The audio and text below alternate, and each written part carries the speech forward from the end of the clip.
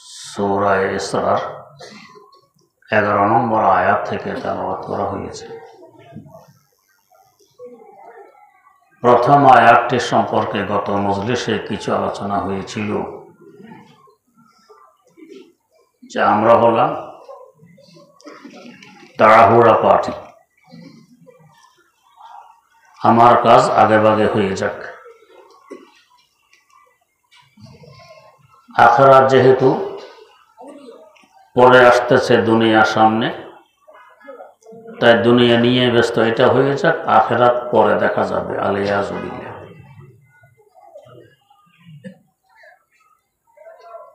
দুনিয়া সম্পর্কে আলোচনা করতে গিয়ে আলী মুর্তজা রাদিয়াল্লাহু তাআলা আনহুর উদ্ধৃতিতে বলা হয়েছিল যে যারা অবৈধভাবে দুনিয়ার পিছনে দৌড়ে কুকুর তুলল, বৈধভাবে যদি দৌড়ে বৈধভাবে দুনিয়া কামায়, এটা হয় ইবাদত। দুনিয়া উভয়জনেই কামাইল, একজন অবৈধভাবে, একজন বৈধভাবে। অবৈধওয়ালার কামানো কুকুর তুলল, বৈধওয়ালার কামানো ইবাদত। কত ব্যবধান! আমরা সাময়িক লাভ মনে করে অবৈধ পন্থায় দুনিয়া ছাড়তে রাজি হই না। অবৈধ পন্থায় হোক, তারপর আসুক। বাস্তবে এটা আমার জন্য ক্ষতিকর, অন্যের জন্য ক্ষতিকর। যেমন ধরুন, এই দৃষ্টান্ত আমি এখানে আরো দিয়েছি। দুধওয়ালা দুধ বিক্রি করে, দুধের সাথে পানি মিশে 25 টাকা অতিরিক্ত কামাই করে নিয়েছে। মনে মনে খুশি, আমার গ্রাহক টের পাইনি, আমি পানি মিশিয়ে অতিরিক্ত 25 টাকা কামাই করেছি। দুধওয়ালা তো আর টাকা চিবিয়ে খাবে না, সে খরিদ করছে আটা। আটাওয়ালা আটার সাথে মিক্স করে 50 টাকা কামাই করে নিয়েছে। দুধওয়ালার 25 টাকা রইল, আর 25 টাকা লস হইল। আটাওয়ালা তো আটা খাবে না, আটাওয়ালা তার পয়সা খাবে না, সে গেছে তেল কিনতে। তেলওয়ালা তেলের সাথে ভেজাল করে 75 টাকা কামাই করে নিয়েছে।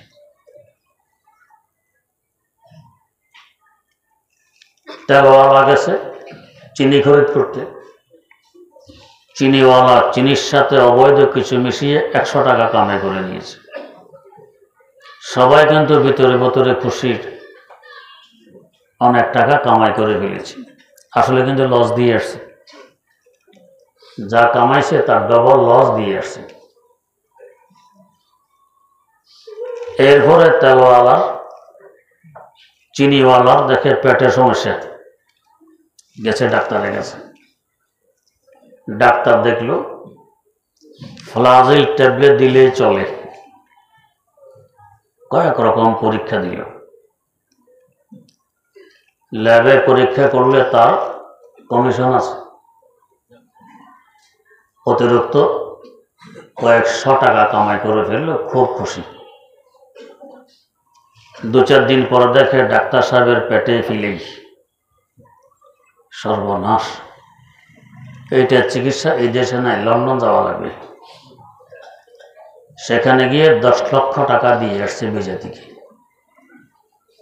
আসছে তো আসছে, কিছু নসিহত সাথে করে নিয়ে আসছে। কি নসিহত? তেল মশলা জীবনও আর খেতে পারবেন না। তুই কি যাও, তো শেষমেশ কিসমতে যাও, টাকাও দিয়ে আসতো 10 লাখ বিজে থেকে। সবাই লাভে না সবাই লসে? সবাই লসে। ভাবে আমি লাভে আছি, বাস্তবে সবাই লসে আছে, কেউ লাভে নেই। হ্যাঁ, যদি সকলে বেজাল না করতাম, সলিড ভাবে পয়সা কামাইতাম, সবাই লাভে থাকতাম। দেখি তো তাড়াহুড়া করে পয়সা কামাই ফেলতেছে। ওয়াকানাল ইনসানু আজুলা, তাড়াহুড়া পছন্দ করে, লস খায়। হ্যাঁ, ধৈর্যের মাধ্যমে যদি বৈধ পন্থায় কামাই করে, প্রথম দিকে দেখবে পয়সা কম আসে, আসুক, এটা স্থায়ী হবে এবং এর বরকত হবে অনেক বেশি। শেখ সাদি রহমতুল্লাহ আলাইহি গারিমাতে বলে গেছেন, সবরি কুনিগার তোরা দিবুয়াদ কেতাজি লেকারে শায়াতি বুয়াদ, কেতাজি লেকারে শায়াতি বুয়াদ।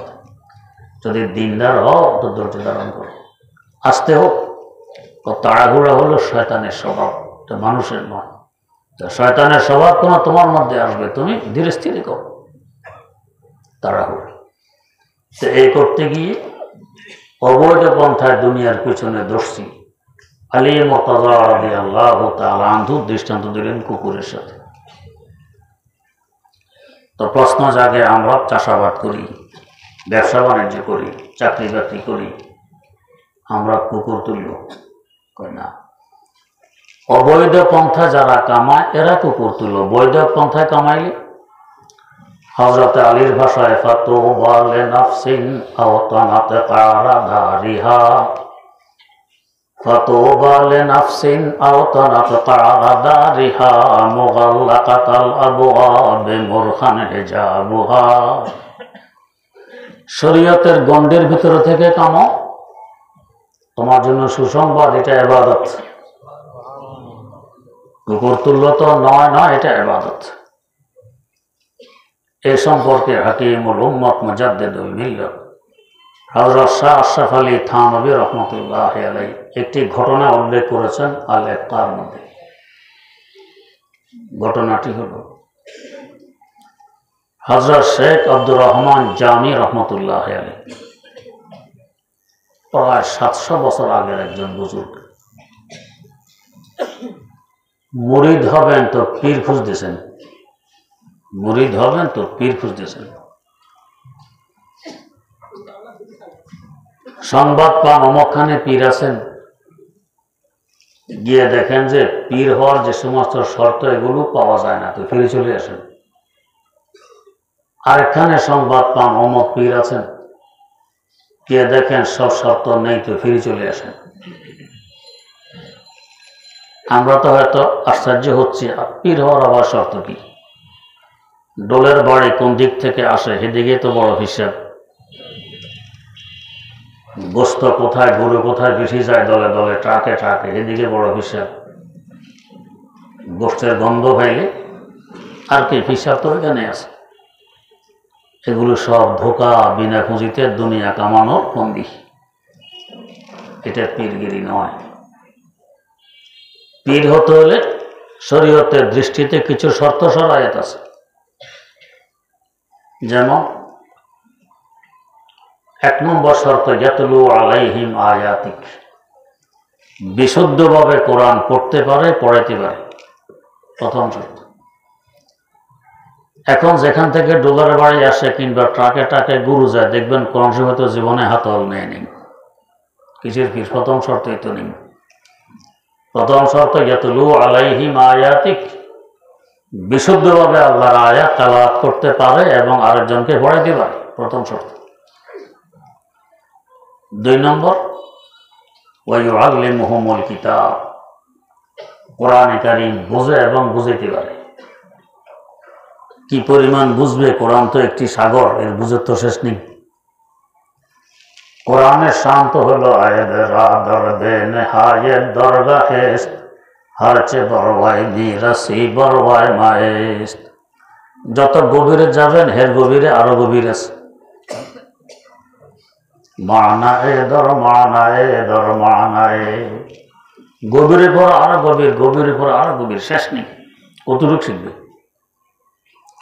ইমামুল হিন্দ শাহ ওয়ালিউল্লাহ রহমতুল্লাহ আলাইহি লেখেন, কোরআনের সহজ এবং সংক্ষিপ্তম তাফসীর, তাফসীরে জালালাইন শরীফ বোঝে এবং বুঝাইতে পারে, এতটুকু লাগবে।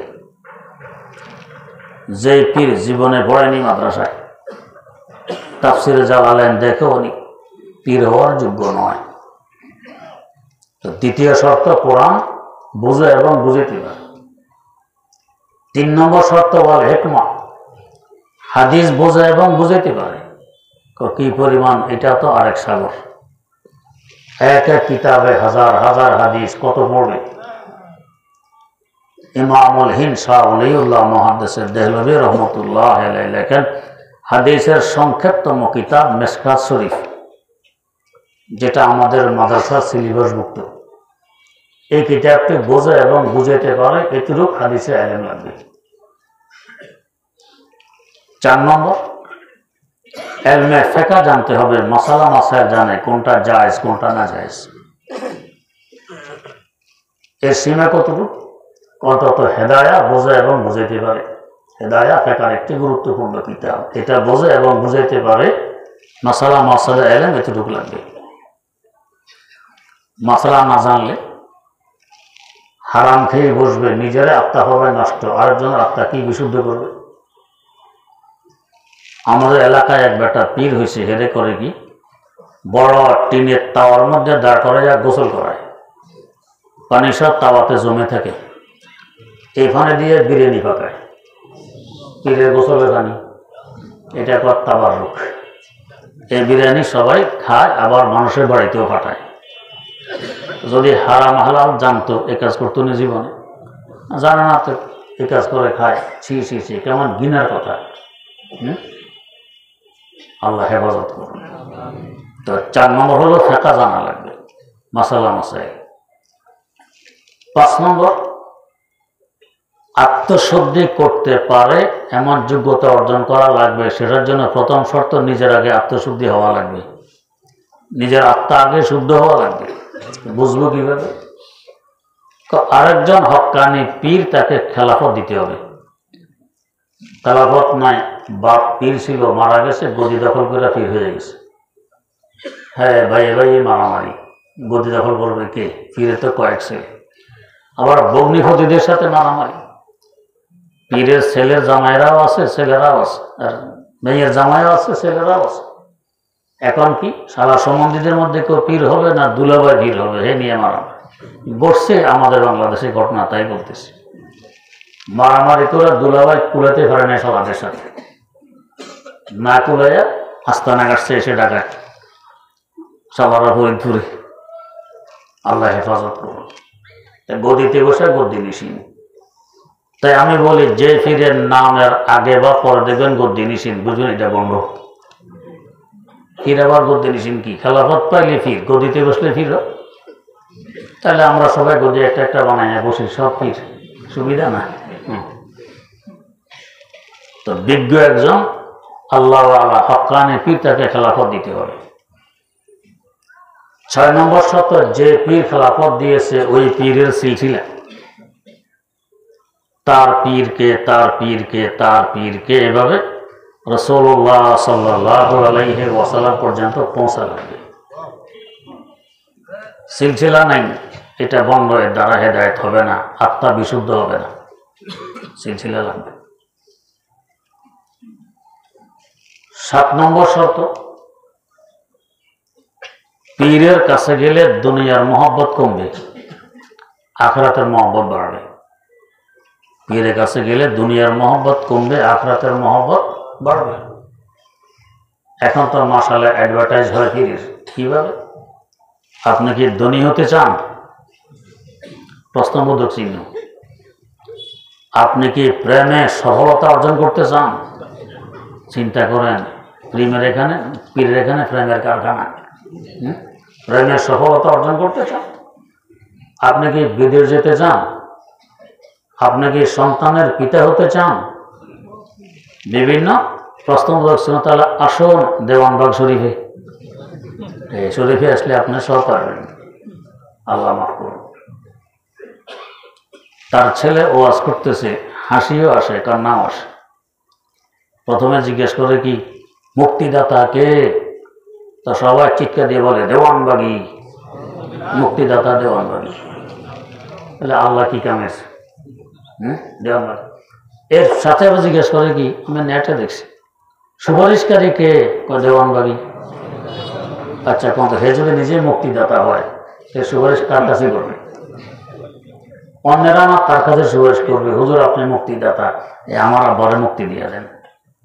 তো হে মুক্তিদাতা, হে আবার সুপারিশ কার কাছে করে? আমাদের দেশে একজন বড় নেতা ছিলেন, উনি কবিতা লিখতেন। তো একবার কবিতা পত্রিকা, আবার ছাত্র যেহেতু নেতা, পত্রিকা ছাপতে হয়, কবিতা পত্রিকা ছাপতে।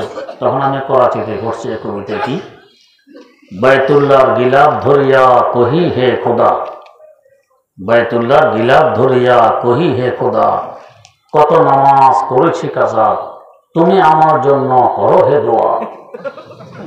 বুঝছেন না কিছু?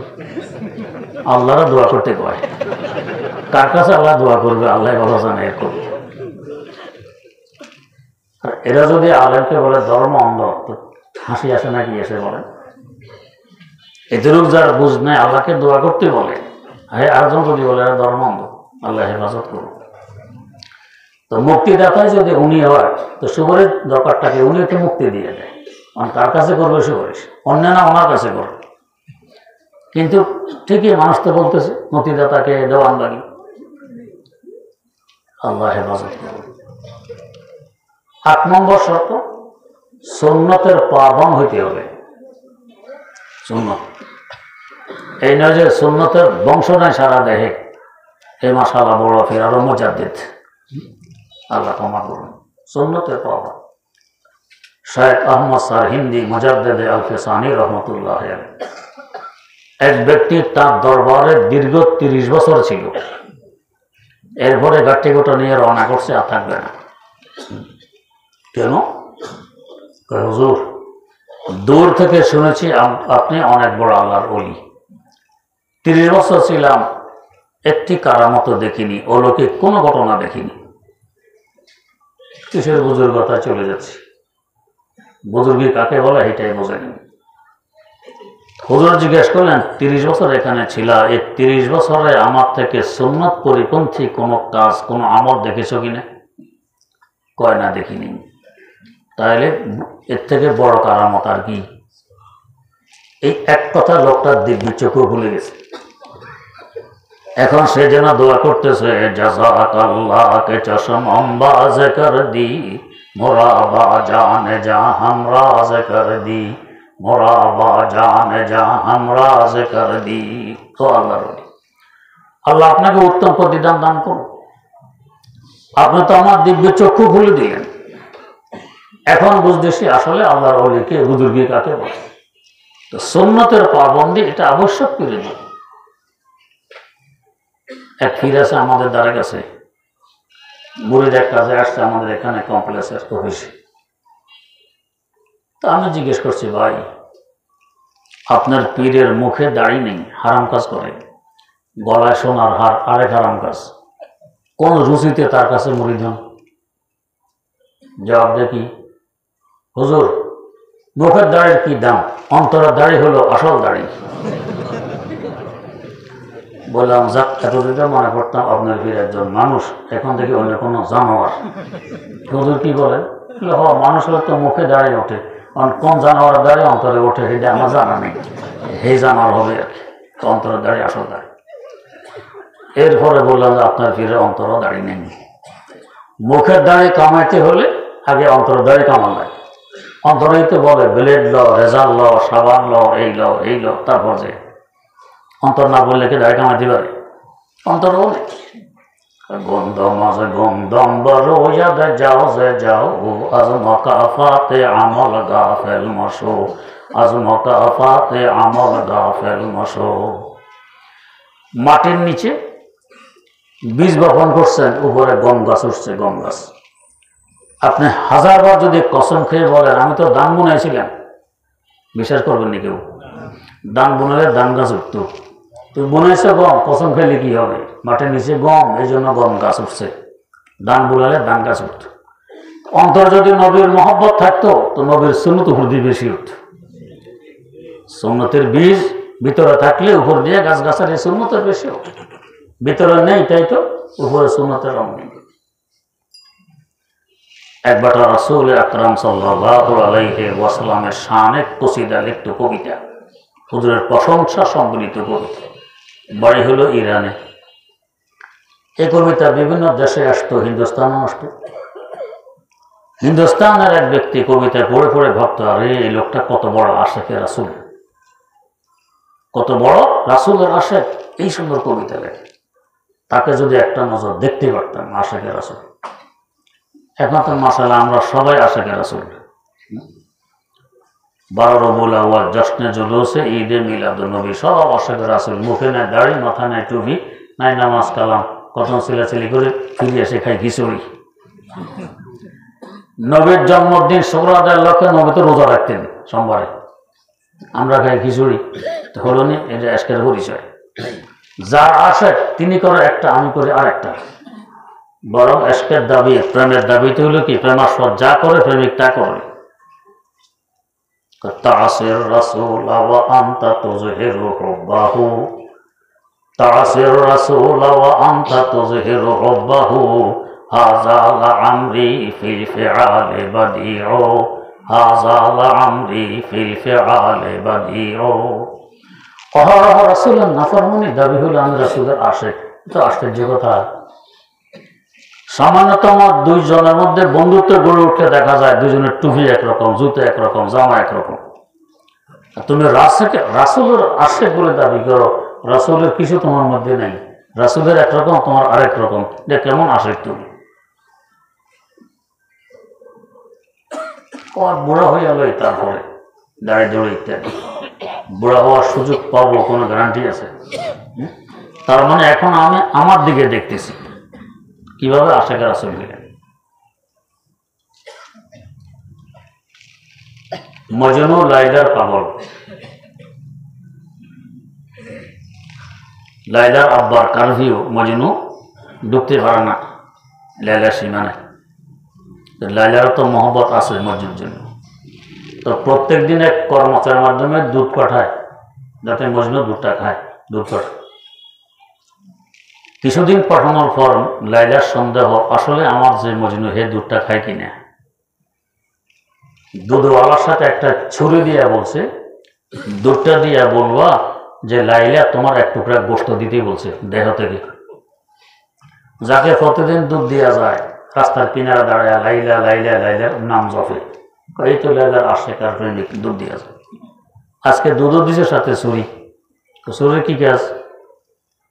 আপনার প্রেমিকা লাইলা বলছে আপনার দেহ থেকে এক টুকরা গোশত কেটে দিতে। কয় সর্বনাশ, এটা কি সম্ভব নেই?